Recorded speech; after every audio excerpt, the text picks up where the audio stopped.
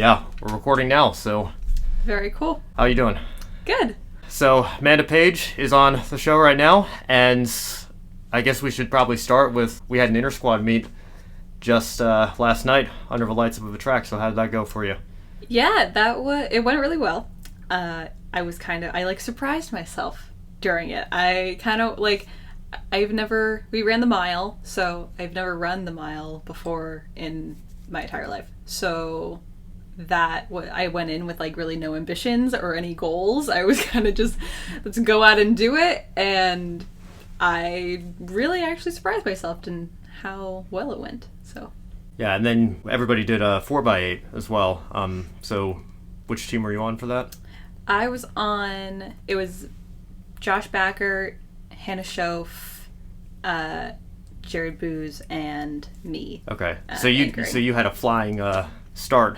Yeah, I guess with Backer going out on the first leg. Yeah, he ran like a 2:04 going out. Yeah, that's crazy. But we came in fourth overall, which was good out of like the 8 teams. So yeah, I actually just went back and was listening to some old shows that we did last year, and when we had Joe Tibbles on, he mentions talking about running in his high school days and recruiting a couple of people to Gordon, and he actually mentioned Packard in the show last year. Like, I think he's a national 800 runner, so his PR is like a 156. And Coach last night was like, I think he can go 154 today. And yeah. Hannah was so scared of like getting the baton, but it went really well overall, and we all really like kind of made our goals in that too. Yeah, well, I know our school record's 156 for the men's 8, so we'll see if he has a shot at that this spring. I think he definitely will. Keep our fingers crossed. I'm thankful that we get to actually do some sort of competition right now with Agreed. everything that's going on. I'm such more of a fan of track than I am cross country in general, so having a lot of like these different track workouts, even though they're like a little bit longer than what I like normally run, is still like really fun to be able to like compete at all, really. Yeah, well, Amanda, normally I just start out with how you got to Gordon, and anytime I have a teammate on, obviously we talk about what got you into running as well. So I guess just kind of start from the beginning. Tell me about growing up in middle school and high school. I don't know when exactly you got started in athletics, but tell me about your journey leading up to how you got here. Yeah, so I started running in 6th grade. My best friend's mom in middle school was our coach, so like they were runners and I was like, I'm gonna run, and it like wasn't like a serious thing, and my older sister had done cross country and she like wasn't good at it and I like had played basketball before when I was a kid, so we kind of just like transitioned into running because the best thing I could do in basketball was run, because I was so fast. I would like hit the ball with my knees and have to like chase it down the court.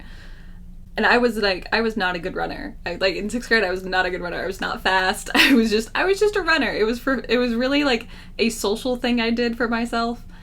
And then that set of friends that I had, like her mom and my friend, she ended up going to a different school, and so her mom stopped coaching, and then we didn't have a coach for like 7th and 8th grade. So I stopped running. I didn't do any sports from 7th and 8th grade, and then I did cross country and track all through high school, because I essentially fell in love with it. Like that, like 6th grade was like one of those like times where I was like, oh, like this is a sport that I can like actually like work on and pursue, and because I had tried like other sports, I had played like basketball and soccer, and those were just like things I did in elementary school that just never took off. But running was kind of like the thing that I knew, even from like the get-go, that I could probably get improvement in. So I did that. And yeah, and like from the beginning too, I was never a cross-country runner. Like I did cross-country kind of just because of doing cross-country. Like it was never like there was never a rhyme or reason to me doing that season. But I always knew that it got me, or at least kept me like in shape for track. And I always loved doing track. And my first like track season in high school was winter, And I just remember like going up to my coach and being like, how do you hurdle? like how do you do that? And I just wanted to like be involved in everything. And one of our other coaches like saw me doing push-ups like in the gym, and he was like, you're gonna be a pole vaulter. And I was like, okay. So I started just getting involved in like all these different events because I wanted to know how to do them. So you were open to pretty much anything then. Yeah. So that was like, and I think that is kind of what led into my like being a multi athlete, is because I just wanted to do everything. And even my freshman and sophomore year in high school, we did a heptathlon at like the very end of the season for both years. And the way that like New Hampshire worked was any team from like any school from like all over the state could form their own teams of athletes for that, and you could just like compete. It was like the last meet of the entire season, and you could all just go to this one school for a few days and like compete in a heptathlon. And there's no like qualification for it. You just got to do it, and that was really, really fun. And it allowed me to at least not only like extend my track season, but because we had to like train for like all those extra events at like the very end of the season, but it gave me like a lot of access into like seeing things that I liked to do, which was really interesting and fun. Are there any meets you remember that stand out to you as really strong performances or anything? My senior year of track was like really weird, where like I qualified for states in pole vault my very first meet, and then I no-heighted the entire rest of the season, even at states. So like, and my coach hated himself at that state meet because he said that I went in too low, and if I had gone in at like a higher height, I would have cleared it. But because I was coming in so low, I just kept knocking it down when I was like falling. But that was like the most standout kind of meet, was that I had done so well the very first meet, and I was so looking forward to like a really like kick butt season, and then every single meet after that was just a no height. And that was like the event that I primarily focused on, at least that season. I was also a 300 meter hurdler. Those were like my two like primary events. But 300 meter hurdles, I peaked in my junior year, and then senior year I just never really focused on it. So it was a weird kind of like high school career where I really was not a good runner. Like I feel like I have improved so much since being at Gordon that I don't even compare to what I did in high school. Yeah, so that's a nice segue into tell me how you got to Gordon and any other schools you applied to. Yeah. If running played a role in you coming here, tell me about that. Yeah, so I originally wanted to apply early decision to Wesleyan University in Connecticut, which is super funny because they're like the first people that we compete against now. I was like dead set on just going there, applying early decision, and just being done with that. And then I had a friend who brought me to Gordon because they were checking out Gordon, and I didn't even know Gordon was a place.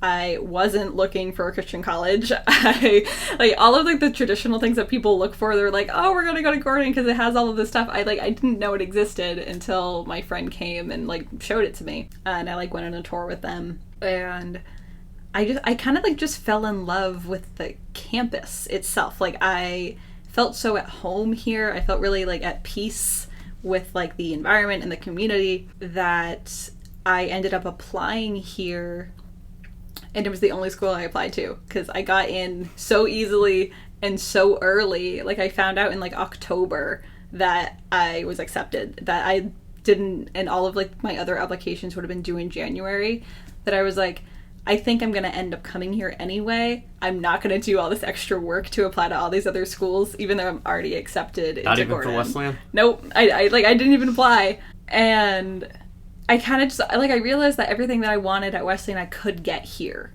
which was super nice. And I'm glad that I did that. Like, I had toured Wesleyan too, and I just didn't have the same level of, like, community there, which is absolutely true. Like, they were a larger campus. Like, they're like a sub-Ivy. So they're kind of like an Ivy League feeder school. And Gordon just like it had like a really strong STEM program, and it had like D3 athletics, which is what I was really looking for. And I loved that even during like the season when I was still in high school, I was getting like calls from coach, and I was getting calls from athletes from here, like Hannah Somerville, who graduated a few years ago. She called me while she was on the treadmill, like doing a workout, and I was like, this is the most intense but dedicated phone call I've ever received in my life. And it just made me want to like come and pursue it, really. Like even when I was worried about it, like I called coach or like emailed him and was like, I'm worried, like I don't think I'm gonna be able to do like sports in school, and I don't know how I'm gonna like navigate this and all this stuff. Like I don't really know if I want to do cross country or if I just want to do track. And he like had called me and he was like, you'll be fine, like just do cross country. If it doesn't work out, then we'll like take it as it is, but I think you should really come do it. And here I am 4 years later. Yeah, so I wanted to get a senior on the show first, or at least early in the semester. I know we've done a couple shows, but this is the first show I've done this year with a teammate. So you and I came in. I'm actually looking. We're in Coach's office right now. There's a team picture from that year, and I remember. Correct me if I'm wrong, but did you have some sort of heart issue the first cross country season? So tell me about that. Our first cross country season, I was diagnosed. Well, I wasn't diagnosed because they couldn't actually diagnose me, but I was presumed to be diagnosed with SVT, which is supraventricular tachycardia, which was only exercise induced. So I kept getting these like weird, like super fast heart rates, like tachycardia, super randomly. Like basically the electrical signals in one of like the nodes of my heart would just like misfire, and it could happen like while we were doing drills, or like when we were doing intervals is like what really bothered it was like speeding up and then like slowing down and like having that like rest period and then speeding up again, like really messed with it. I came in last our very first cross country meet because it like happened during the meet, and I was like, I don't know how to handle this and I feel like I'm dying, but I still finished. So I give myself props to that. And whenever people say like, oh, what if I come in last, I can be like, I already came in last, so it's okay. But yeah, I because it happened at practice one day and I like told coach about it, I ended up getting sent to the trainers, and they pulled me out of that whole season until I could get it like professionally looked at, which I had like my stress test at Mass General the weekend after, or like the Monday after our last meet, which was conference that season. So I like missed more than half of that year of cross country, but came to every practice, and I think that is kind of what molded my like dedication to the team. Definitely came to every 6 a.m., came to every afternoon practice, and just really created like a lot of bonds and friendship with coach and all the people on the team that season. So I never felt like I was off the team even though I wasn't running. So how have you been able to manage that in the years that followed? So I kind of just got used to it, I guess. Like I got to a point, I think, in my like health and training where it wasn't happening as frequently as it was. So I think like my like cardiovascular system kind of just got stronger. But I also like was able to work on it mentally in the fact that like when it did happen, I knew, one, that it wasn't going to hurt me. Like it's not something that is like going to kill you. And something that I can work through if I'm like doing a workout or if I'm in a race, like don't stop. And that was like a big thing that like coach had to talk to me to like about too, is that like if it did happen during a race, don't stop, because then that's going to psych you out mentally. Like slow down if you need to, like kind of hold back if you need to, but don't ever like stop, which is something that really helped me like improve in my races and like help me mentally through like workouts and challenges like that. I want to bring up New England's a couple of years ago. I was just going through the old school records because Rachel, one of our freshmen, just beat the 5K record at our inter-squad meet last night. And remembered you were on that 4x8 team. It set the school record. Tell me about the experience of going to New England and getting a chance to break that record. Yeah, that was super fun. So that New England's meet, I hoped to go to for the HEP. I missed qualifying for the HEP by 25 points, which would have been like a second off of any of my races or like an inch more of any of my throws. So that was like not a big defeat because I actually did so much better in that heptathlon because it was my first one I ever competed in like officially than I thought I was going to. But missing it by such a small margin was like, it kind of just like lit that like fire to want to get there more. And coach saw that, and coach saw that like I was really motivated to like want to go to this meet.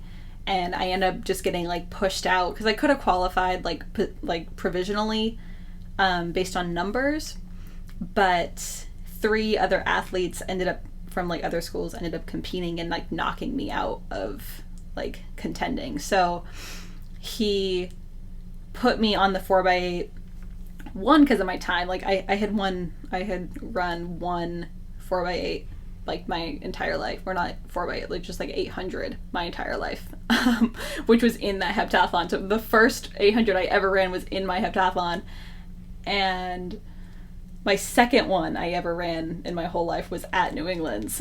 So that was just like, it was nerve-wracking, but it was also so fun. And I surprised myself in that too. Like I ran 6 seconds faster in that second 800 than I ran in my first. And we just had we had a really good squad because it was me, both Emma and Tamar Shearer and Kiana. And it was such a good group to run with that. With, and it was a really like rewarding experience to be able to go like among anyone else. So I was really thankful for the opportunity, and I really want to be back. And I really want that record to be broken by all of the really fast girls that are on our team now. So on the note of going back and returning to competition, how did you mentally handle last year when COVID hit and the season got shut down, everything got shut down? Were you able to keep training and continue working towards this cross-country season and the upcoming track season? Yeah, so I was partially devastated when we couldn't like come back to school, because I had that like fire in me from like last year where I was like, I'm going to qualify for New England's. That is like my only goal, is I have to get to New England's for the HEP. And before spring break, Tibbs and I, so Joseph Tibbles and I think most people listening will know. I'm assuming. Yeah. We were training with coach for 20 hours a week. Like, so that was basically like 8 extra hours outside of regular practice time on specific event training with Ethan to do hurdle specific stuff. So we were putting in so much work prior to like competition season that we really wanted to like see the gains of that. And I felt the strongest I have ever felt like fitness wise last spring. So I was so ready like physically and mentally to qualify for New England's last season, and having that's like stripped away like was just, it was so sad. But it also was like one of those things where it's like, okay, now I have all of this extra time that I actually have to like put in to be working towards this goal still. So I don't know if it was like a God's grace thing, like I'm going to give you extra time to achieve this goal, or it was just really like a motivating kind of deal. But I was able to like go home, and for a while I don't remember if my gym was still open when I came home. I don't think it was. So I did a lot of like home like strength workouts, like some HIIT workouts.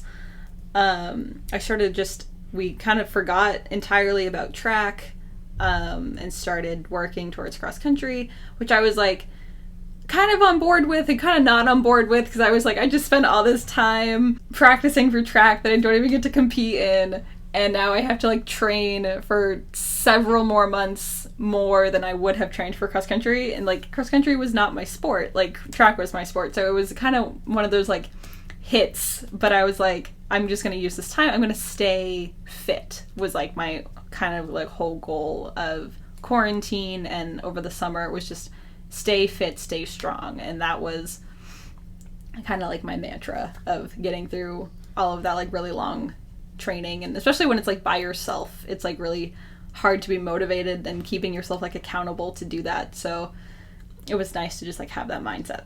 So how have you felt this cross country season, with not being able to run in any official meets but still being able to have somewhat of a season and get to train with the team? Where do you feel like your fitness level is right now heading into what will be your final track season?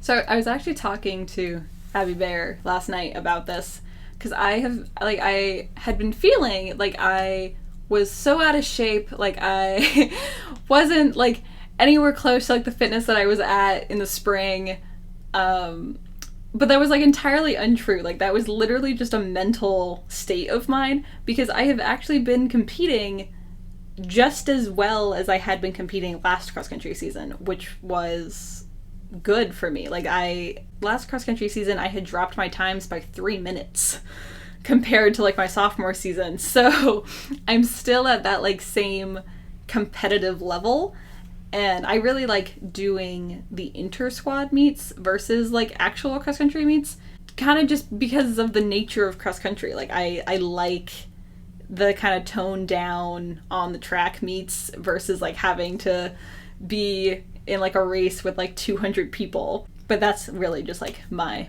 preference. So not really a dig in cross country, but yeah. Also over the this kind of goes back to your last question, but over quarantine we got our like pole vault pits, and so I went up to help Coach and Tibbs kind of set them up when they got delivered, and he let us vault for a little bit, and I ended up breaking my rib because I slipped on the track while it was like really wet, and I didn't know I broke it until like 2 weeks later when I was like, wow, my like ribs still really hurt. Then I like went to the chiropractor and they were like, yeah, you broke these, and I was like, cool. So that like took a little dip in my training, and like I had to just be careful about doing certain things. It was like, I have 3 broken ribs, like okay.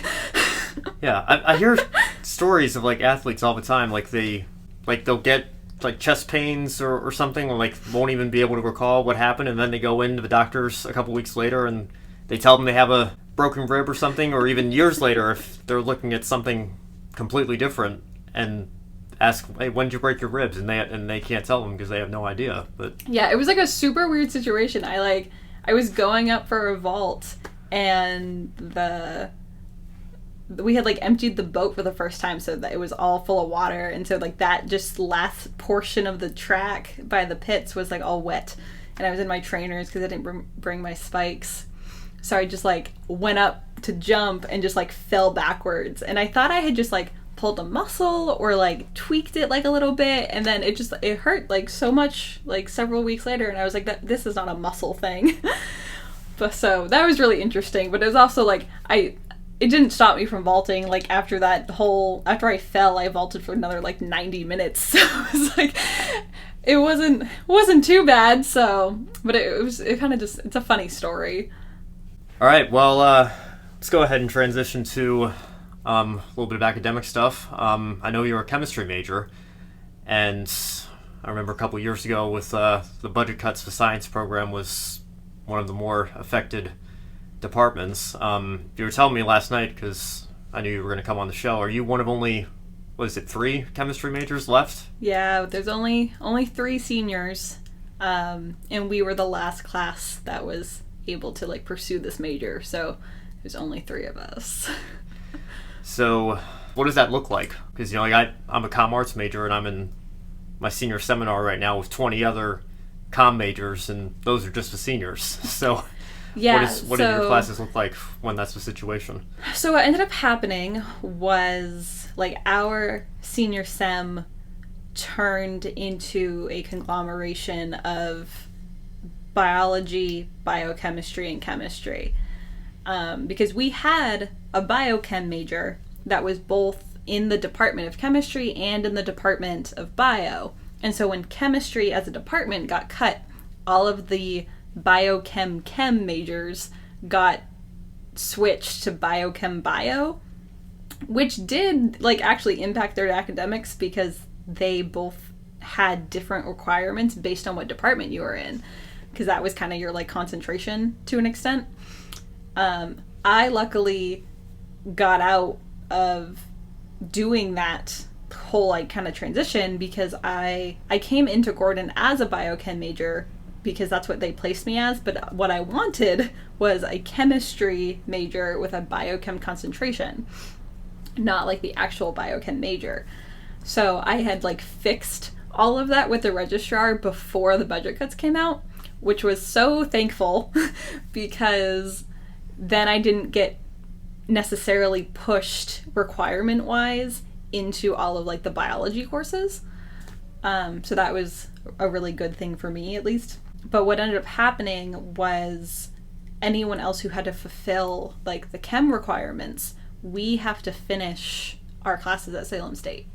So I don't have a chem class right now, but next semester, my last chem class I need to graduate, I'll be taking at Salem State, which is like fine, but also like there were once professors here who could teach me those classes, so that is kind of just a fault of the situation. Yeah. Is that online, I'm assuming, because so yeah, so right the lectures, I have my two other peers in that major are in it's physical chemistry. So there's like physical chemistry 1 and physical chemistry 2, and I only have to take one semester, so I'm taking the second one. And they're in physical chemistry 1, which is like an online lecture but an in-person lab, and so that's going to be the same way next semester, where they'll have like an online lecture and in-person labs.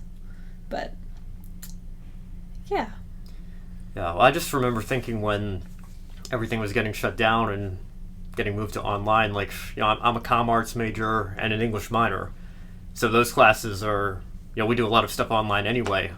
It wasn't too difficult to make that transition, but then I started thinking about chemistry and physics and biology and majors where you have to be in the lab to be doing experiments, and it's like you can't simulate that same experience online. So how did that, I don't know what classes you were taking specifically last semester, but how did that experience work for people like you and your major? Yeah, it worked out relatively well, at least for me. I was in physics, so we had all of our physics labs online, which we basically just had to watch videos of our professors doing the lab and then like just take down our own data from the video and then like work out like all the other like lab components. So it was unfortunately a lot more work on the professor's side to like give us access to be able to do that.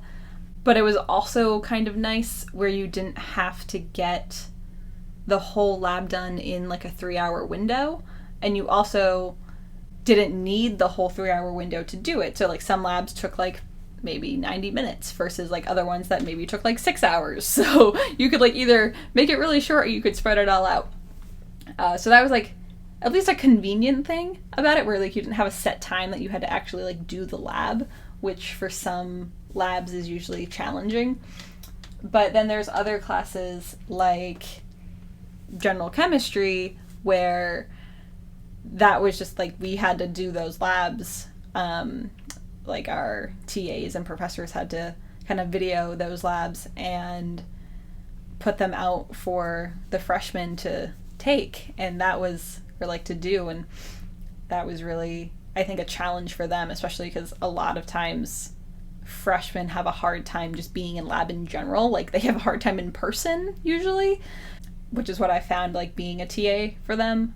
And so just doing that kind of experience online by yourself was probably a lot more challenging for that aspect. So why chemistry? What do you want to do with that?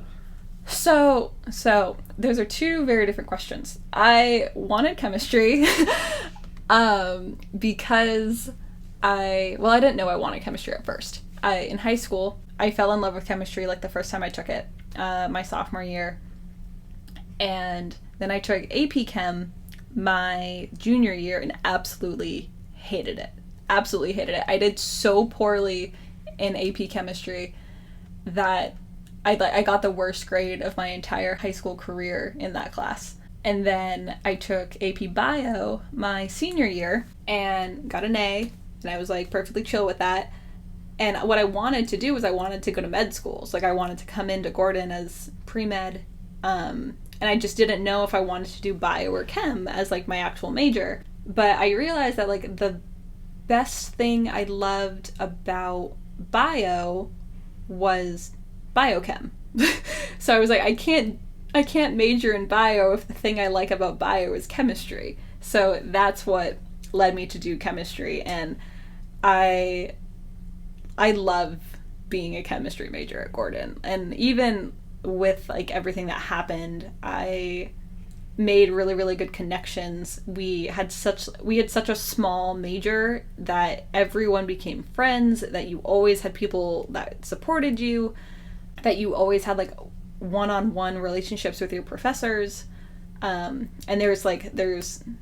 we only had 3 professors when I came in, which we since have lost. But I knew them all and they knew me by name. So I just wish I had the opportunity to have grown with them more, like over the past 2 years, because we lost them my sophomore year. So I wish I could have like just been better, like have like better professor like student relationships over the past like 2 years that we haven't had them, which is like the one thing that I'm kind of upset about in terms of the budget cuts and stuff. More precisely, because of the 3 professors I had, I am currently applying to grad school and I need 3 references. And they have to be people that you've like worked with. And so out of like any of my professors, I only have 1 who I've like worked with closely. And that was kind of a challenging thing to be like, who else am I going to ask to write me recommendations? So that was like the one thing that was kind of unfortunate about that situation, like in the long run. But on the grad school note, I am looking to go into, so I'm applying to Boston University, kind of at the same time that I'm applying to the NIH for a post-bac. So I'm applying to Boston University for a PhD in biomedical sciences, and kind of based on how that works out, I'll see if I'm going to end up doing like a post-bac at the NIH, or if I will get into more of like a general like research technician job for the time being, before I like end up reapplying. Yeah, well, that's great. I was just going to ask, where do you see yourself in 2 to 3 years from now, but I guess I just got my answer. Yeah, so hopefully in my PhD program, I'm looking to do biomedical sciences with kind of I don't know what my research focus wants. I don't know what that's going to look like yet, but I'm interested in doing like molecular nutrition, which has both like a nutrition and metabolism and like a genetics component to it. So I'm like interested to see like what that research looks like, especially because it's something that I've never done before and I've never like kind of seen it. So it'll be interesting to see if I like it, first of all, and second, if it is like a really fruitful career for me. What kind of entertainment do you like? This is a horrible question. I know last night you said that you were maybe going to be the most boring person that was going to come on my show, but there's got to be something that you enjoy, right? I don't watch a lot of TV and movies, and when I do, people say I'm the worst person to watch those things with. So I tend to watch them like by myself, and if I like a series, then I like a series. So I've watched all 16 seasons of Grey's Anatomy. I have watched all 12 seasons of Bones. I've started reading the books over quarantine that Bones was based off of, which are fabulous. I'm a big bookworm. I'm also an English minor, so that's my primary form of entertainment. It's your Instagram handle too, I know, right? It's also my Instagram handle. It's antisocial book lover. So if that denotes anything about me, then it's pretty accurate. I really don't have a favorite movie. When people ask me what my favorite movie is, I really don't know. Like, if anything, I'll tell you it's Good Will Hunting, because that's just a great movie. But I don't know, like, I couldn't tell you if it's my favorite or not. I've seen every single Disney Pixar movie, solely because my brother is obsessed with them. But yeah, like, I don't entertain myself when I'm working all that much. Yeah. Well, I guess you mentioned the Bones books. But what other kind of things do you like to read? So, I had this conversation kind of with Dr. Stutz the other day, because I am in his Brit Lit survey class right now, and we are in like the Victorian era of British literature, and I decided that Victorian era is my favorite era to read books out of. Same with like late romantic era. So like Frankenstein is wonderful, and I haven't read a lot from Victorian era yet, but like Tennyson is my favorite poet. I also love writing poetry. I'm in like Mark Stevick's poetry class right now. I love Stevick. I love Stevick. I only take classes with Stevick and Stutz. Yeah, Stutz is great too. But I took creative writing last semester, and then I'm in his poetry class now.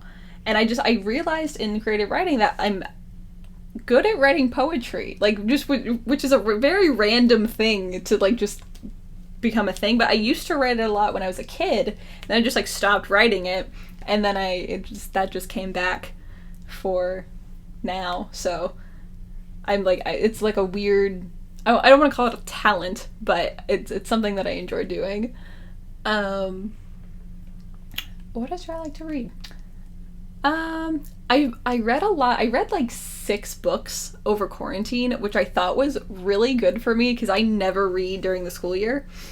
And they were just like all over the place in terms of like what they were. Because I read Eat, Pray, Love, which I stole from Coach Corinne and have not yet returned. I read The Hobbit. I read 2 of the Bones books. I've read a memoir from a geochemist who basically talked about her life in like grad school and how what being a professor is like, which was really interesting because it gave me that perspective of post-grad life. I read part of What is the What, which was a really interesting memoir that Mark Stevick told me about. That was about this guy who lived in Sudan during like the Sudan wars and had to like escape, and so it was like his life in Atlanta doing like flashbacks to telling his story about like escaping Sudan, which was super interesting, and I really want to finish it. And yeah, so that's like primarily what I read. I listened to like a few audiobooks too, but that was how I entertained myself over quarantine. It was that, finishing Grey's Anatomy, and running was the 3 primary quarantine activities. That's great. All right, well, Amanda, thank you for coming on. I've been wanting to get you on the show for a little while now, and yeah, best of luck for this is the one thing I'm sad about graduating early, is not being able to get a final track season. But I know you're training hard, and I wish you all nothing but the best. Really hoping that we can actually have some real competition in the coming months. So thanks again. Yeah, thank you.